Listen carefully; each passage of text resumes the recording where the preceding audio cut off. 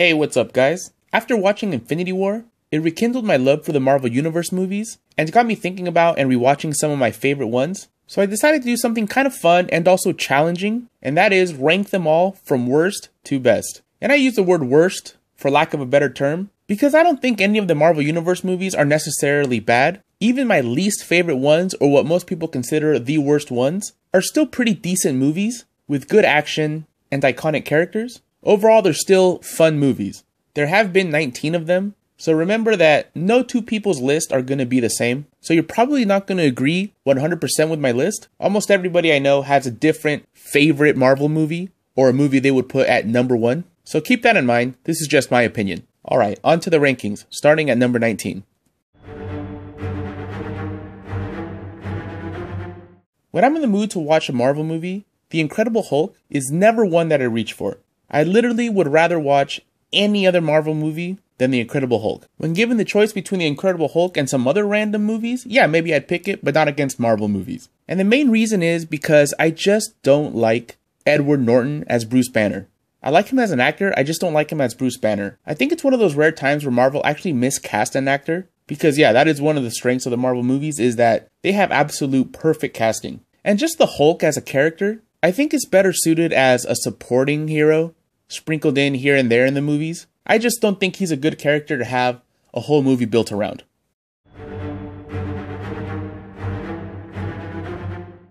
Thor: The Dark World is another one of those that I'm pretty sure I'm never ever going to want to watch again. Everybody does a pretty good job with their roles, except for maybe Natalie Portman, who you can really tell that she doesn't like being in these kind of movies. She's a good actress, I like her and stuff, but this just isn't her type of movie. Not sure why she even agreed to be in them. But yeah, her presence really annoys me in the first 2 Thor movies. Really glad she's not in the third one. And the villain in this is probably the worst one of the entire universe. I don't even remember what the villain's name is, what his motivation really was, or anything. To me, he was that forgettable.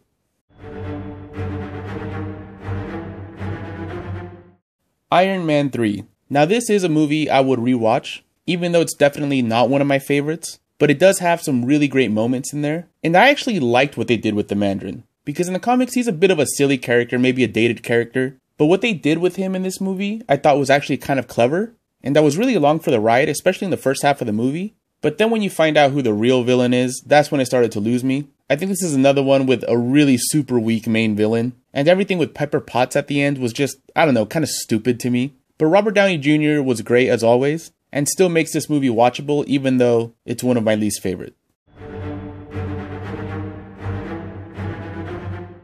What I really like about Thor is the whole mythology behind his character and Asgard. It is some of the more wackier and out there characters and settings in the Marvel Universe, especially in the comics. As a kid, I never thought I'd see a Thor movie, and I think they did that all really well in this movie, except for they then decide to put Thor in some like generic Midwest town with Natalie Portman's lame Jane character. And in those parts, I think the movie really drags. I think some of the humor is good, and some of the action is good, but I much prefer Thor doing crazy stuff in Asgard or in space. Overall, the movie's enjoyable, but a little bit forgettable.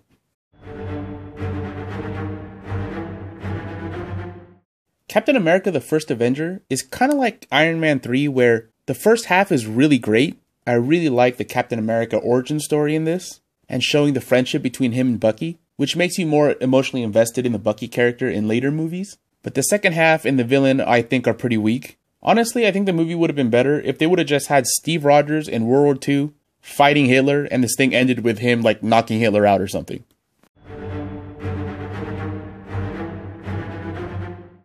Avengers: Age of Ultron had some really awesome trailers. They had me believing Ultron was going to be the best villain ever in a comic book movie. He sounded menacing and dangerous in the trailer, but then in the movie he ended up being kind of a goofball who was defeated kind of easily. And the ending of this movie had my least favorite type of CGI, which is just a bunch of very similar generic enemies. It doesn't get more generic than the Avengers fighting a bunch of robots. They all look kind of weightless, and it never seems like the Avengers are in any actual danger. That said, this film does have some of the best battles out of all of the movies, especially that opening sequence where you get that slow-mo shot of all the Avengers attacking. That is just awesome and one of the best shots ever. And also the Hulk versus the Hulkbuster. That is definitely the highlight of this movie.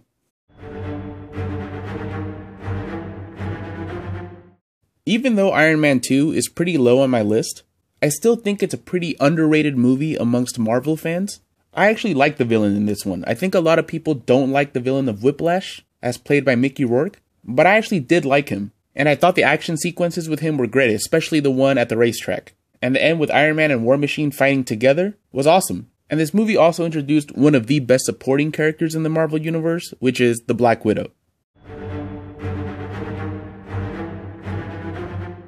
This is where a lot of you may start disagreeing with me, but I didn't enjoy Spider-Man Homecoming as much as everybody else. I think it might be Spider-Man fatigue, because Spider-Man has been rebooted so many times. Although I do think that this is the best actual Spider-Man movie, and Tom Holland is the best Spider-Man, and he actually looks like a teenager. Again, perfectly cast. And I do like the reimagining of the Vulture character, and the fact that the job they gave him actually made him kind of like an actual Vulture. I thought that was very clever. I didn't like the high school stuff so much though, and Iron Man is one of my favorite characters, and I'm glad he's in it, and I kind of like the fact that he's a father figure to Peter Parker, but what I don't like is the Iron Manization of the Spider-Man suit. I think it makes sense that Stark Industries would make the Spider-Man suit, but I wish it didn't have so much gadgetry. I wish Spider-Man was more reliant on his spider sense and his web slinging, his actual agility, speed, and strength.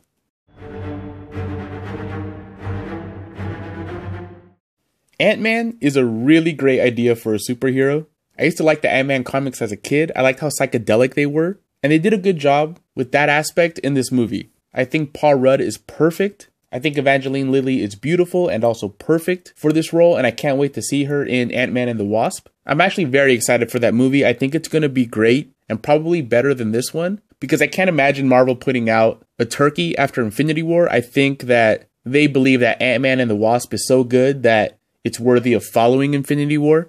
I also think Michael Douglas was great as Pym, and even Michael Pena was funny.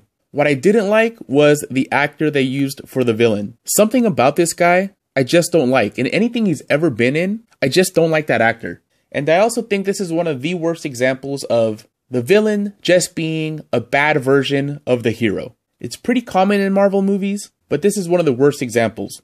But it still doesn't ruin the movie. And it's not as bad as like the Abomination and the Hulk. That truly is just a villainous version of the hero.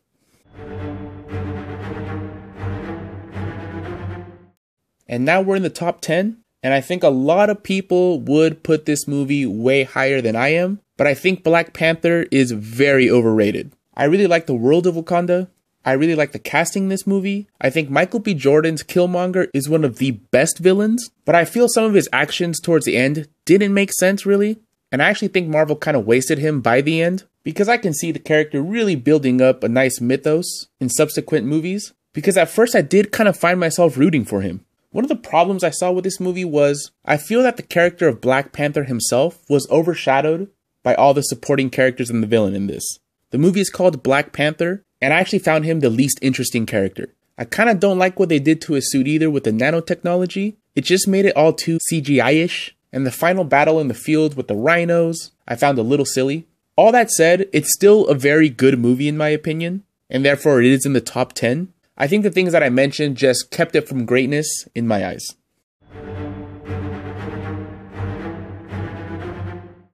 Just the fact that this movie exists is an achievement. Even if it would have turned out awful, it still would have been pretty impressive that Marvel could actually pull off an Avengers movie, because you have such different types of heroes with such different backgrounds, all coming together to form a team, and it makes sense. And it all does seem like they're from the same universe. I'm not trying to piss off the DC fans, because I like DC as well, but I've never thought that the Justice League made sense as a team. It doesn't seem like those characters belong together. I think all the DC characters work best when they're just in their own kind of worlds, because it just doesn't make sense to me to see Batman alongside Superman and Wonder Woman and Hawkman and the Green Lantern. I think they all work better separately, but for some reason the way Marvel did it, it just works for me. Even though Thor is a very outrageous character, and Black Widow is a very realistic and grounded character.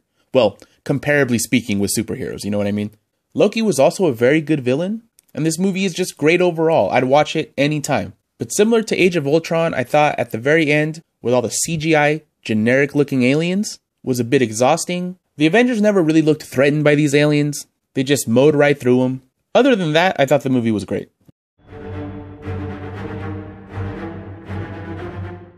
The original Iron Man is the most important movie in the Marvel Universe, for obvious reasons. If this would have failed, we wouldn't have all these great movies to talk about. It took a lot of balls for Marvel to release this at the same time as The Dark Knight. I mean, yeah, they didn't know how good The Dark Knight was going to be, and in no way is Iron Man as good as The Dark Knight, but it is totally different and fun, and it has an equally memorable character in Tony Stark as Heath Ledger's Joker.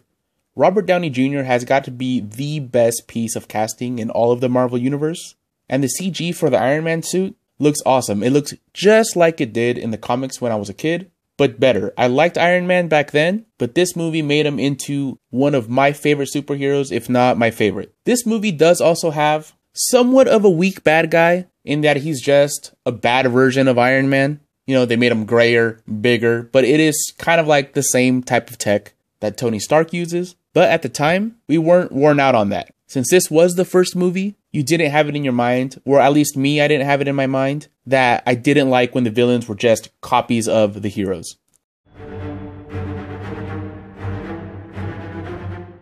I think I'm getting to the point in this countdown where any of these movies can be considered the best Marvel movie by any given fan, and I wouldn't argue with them too hard going like, that's not number one. If somebody decided to put Doctor Strange as number one, I could see why. The beginning, middle, and end of this movie is fantastic. It's a completely different type of hero than what we were used to. Cumberbatch is perfect as Doctor Strange. I really love the power set, the special effects, how psychedelic this movie is, and just the overall world of Doctor Strange with the artifacts and the magic. It really is fascinating.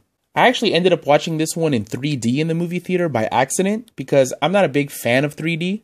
I think most movies don't require it, and I think it actually makes it worse because it's not as crisp and clear. But me and my friend got our showtimes mixed up, and we ended up watching this in 3D, and I was actually happy I did because the astral plane and all the trippy effects in this really looked great in 3D.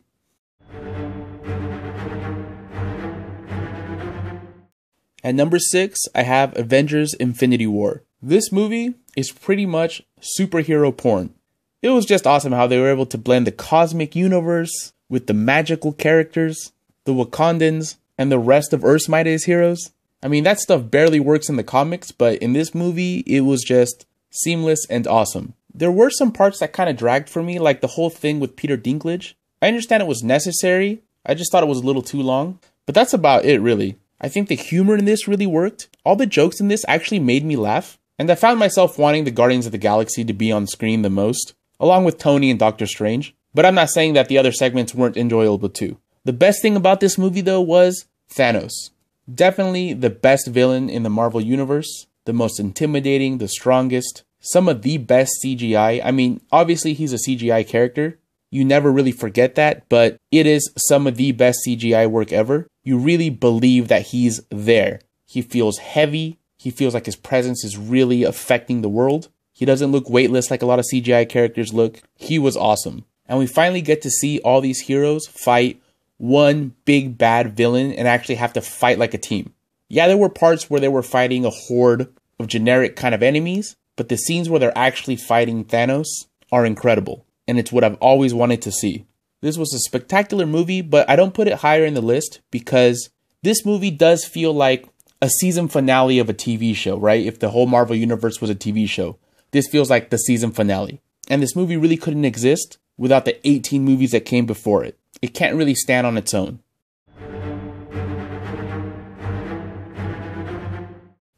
I am definitely not a person that gets teary-eyed while watching movies, but Guardians of the Galaxy Volume 2 really hits me in the feels. It is the most emotionally complex of all the Marvel movies, with some very intense emotional scenes between Gamora and Nebula, Star-Lord and his father and father figure. Even Drax, Rocket, and Mantis have some very emotional scenes. It really did catch me off guard with that, and I really enjoyed it. And of course, it's also very funny. This movie is a roller coaster ride. The type of humor in the Guardians of the Galaxy movies really makes me genuinely laugh. This is also probably the most colorful of all the Marvel movies, and I really love the design of this movie so much that I actually went out and bought the art book, because everything from that whorehouse that Yondu visits to Ego's planet is all so wonderfully realized and designed. It really is a visual masterpiece. And the soundtrack, of course, is great. Not as good as the first movie's soundtrack, but also very good, very fitting. And this movie really is a good example of when studios trust their directors, trust their writers,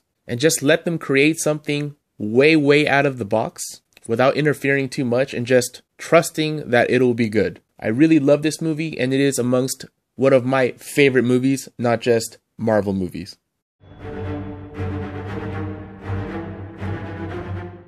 Captain America: The Winter Soldier is probably the opposite of Guardians of the Galaxy Volume 2 when it comes to being probably the least colorful of all the Marvel movies. There's a lot of grays and blues in this, and it's appropriate because this is more of a spy thriller with superheroes, and it is one of the best Marvel movies ever. The pacing in this is perfect. The action scenes are awesome. Every punch and kick is choreographed really well. It really looks like it hurts. The special effects with the helicarriers looked really good. And the supporting characters of Black Widow, Nick Fury, Falcon were all very memorable without outshining the main hero, Captain America. And I also like the motivation of the suit played by Robert Redford, who was working for Hydra, and also the muscle villain, the Winter Soldier. His powers are similar to Captain America, where he's just very super strong, well-trained, and motivated. But he doesn't just seem like a copy of Captain America. His metal arm is super cool, and I also like the highly emotional ending between the two characters. A lot of people would put this as the #1 Marvel movie, and I don't blame them. This movie is near perfect, but it's just not as rewatchable to me as the movies I put above this one. How often do you see a trilogy of movies where the second one is better than the first one, and the third one is better than the second one? Well, arguably better than the second one. Not very often at all, but Captain America: Civil War really shows how much Marvel cares about making good movies. They really try to top themselves every single time. When people talk about Civil War, they tend to focus just on the heroes in this, but I think Zemo was a very clever villain. He's a grieving family man that blames the Avengers for the death of his family, and he simply uses his wits to pit them against each other, because there is no way he'd be able to actually take them on. He's a really smart, chess-playing type of villain, and I really like that aspect of this movie. I also thought it was genius the way they introduced Spider-Man. Instead of rebooting Spider-Man once again, showing his origin story that we all know, and just creating another mediocre Spider-Man reboot. The way they introduced him already as Spider-Man in this movie was perfect. I almost wish they wouldn't have spoiled it in the trailers, because it would have been one of the biggest oh shit moments ever. I wish I could have seen this with an audience that had no idea that Spider-Man was going to be in this movie, and just hear everybody gasp at the same time when he showed up. But I know they need to sell tickets, so they put him in the trailer. Of course, the thing that everybody talks about with Captain America: Civil War is that big airport fight scene. And I'm no exception. I think that was the greatest fight scene to date in any Marvel movie. It was shot clearly, not just in close-ups, during the day. All heroes versus heroes, no generic henchmen. You really got to see everybody's powers on display. It was just really awesome. Here's another one where I think a lot of you may disagree and put this way lower on the list, but for me, Thor Ragnarok is one of my favorites. I'm really liking what Marvel is doing with its cosmic universe, and I think the character of Thor fits better in that universe instead of what's going on Earth. Thor was never one of my favorite Avengers, but this movie gave him so much more personality and natural humor and overall badassness that it turns Thor into one of my favorite characters. If you would ask me back when Thor 2 came out, that in 2018, Thor would be one of my favorites, I would never have believed you. Similar to Spider-Man and Civil War, I wish they wouldn't have spoiled the fact that Hulk was going to be in this movie. That too, I think, would have been one of the biggest jaw-dropping moments in movie history. To see the Hulk just bust out into that gladiator arena in full armor, people would have lost their minds. But I know they gotta sell tickets, and I honestly feel like the Hulk sold more tickets than Thor after seeing those trailers. But you can tell that in the movie, it's shot in a way expecting the audience not to know that the Hulk is going to be in there.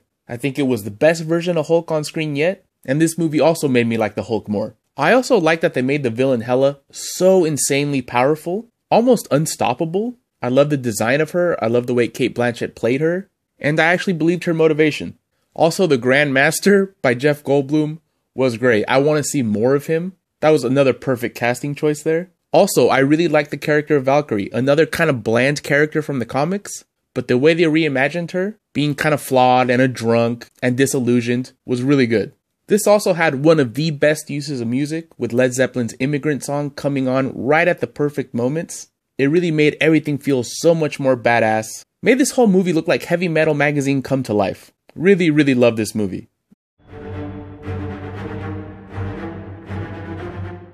And yeah, I'm one of those that thinks Guardians of the Galaxy is the best Marvel movie.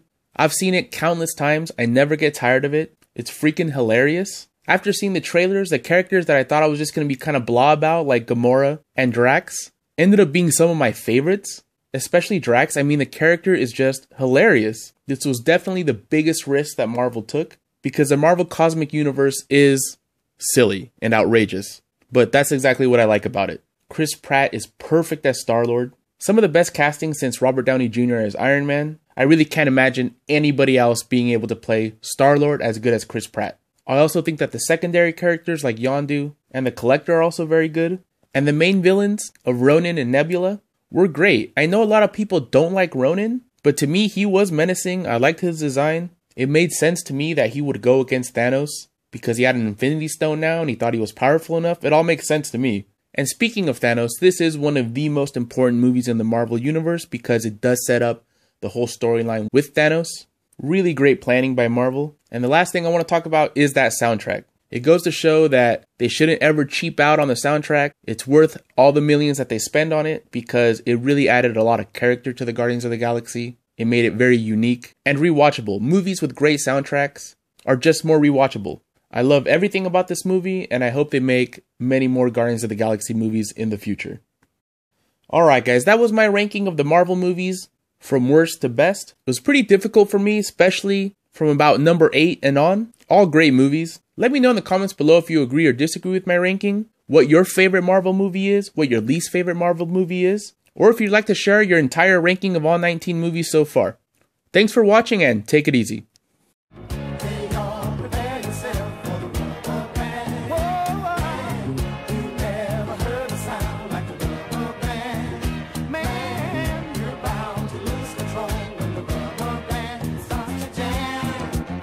Hey, fellas. Hey, wait, where are you going?